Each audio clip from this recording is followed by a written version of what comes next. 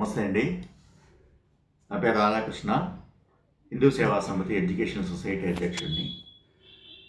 దామోజీపురపు శేషగిరిరావు పంతులు గారు, కీర్తిశేషులు మధ్వస్థురి దామోజీపురపు శేషగిరిరావు పంతులు గారు, ఈ పేరు తాడేపల్లిగూడెం చుట్టుపక్కల అందరికీ సుపరిచితమే.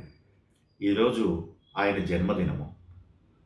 1/1/1911 నాడు ఆయన జన్మించారు.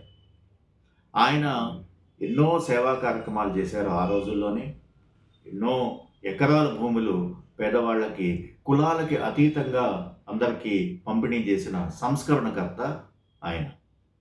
వాళ్ళ దంపతులు దామోజీపురపు శేషగిరిరావు గారు, సత్యవతమ్మ దంపతులు ఎన్ని వందల మంది, వేల మందికి అన్నం పెట్టి, ఎంతోమందికి అవసరాలు తీర్చి ఆ రోజుల్లో వాళ్ళకి అండగా నిలబడ్డారు.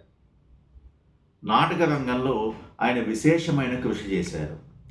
ఎన్నో వందల వేల నాటకాలు వేసి నాటక రంగాన్ని ఎంతో ప్రోత్సహించారు.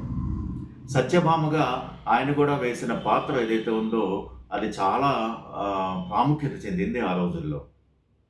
ఆయన పేరు మీద హిందూ సేవా సమితి ఎడ్యుకేషన్ సొసైటీ ప్రతి సంవత్సరము నాటక రంగంలో విశేష సేవలు చేసిన వ్యక్తులకి దామోజీపురపు శేషగిరిరావు మరియు సత్యవతమ్మ దంపతుల పేరు మీద స్మారక అవార్డు ఒకటి ఇవ్వాలి అని చెప్పి నిర్ణయించుకున్నాం.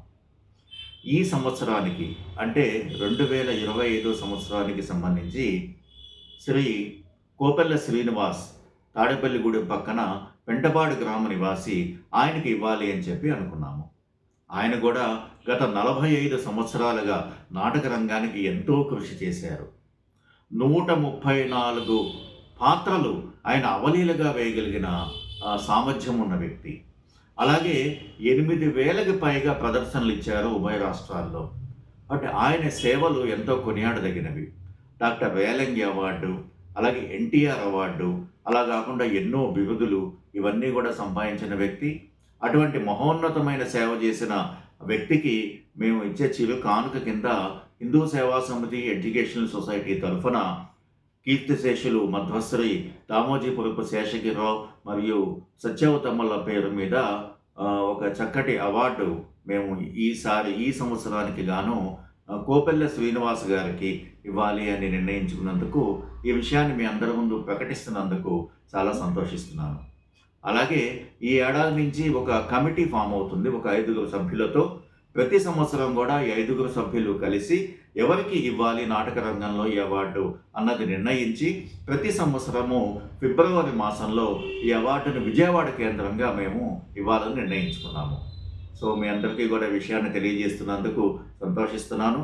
దామోజీపురపు శేషగిరిరావు గారు అలాగే సత్యవతమ్మ గారు యొక్క దంపతుల యొక్క ఆశీస్సులు అందరికీ ఉండాలి అని చెప్పి కోరుకుంటున్నాను. నమస్తే.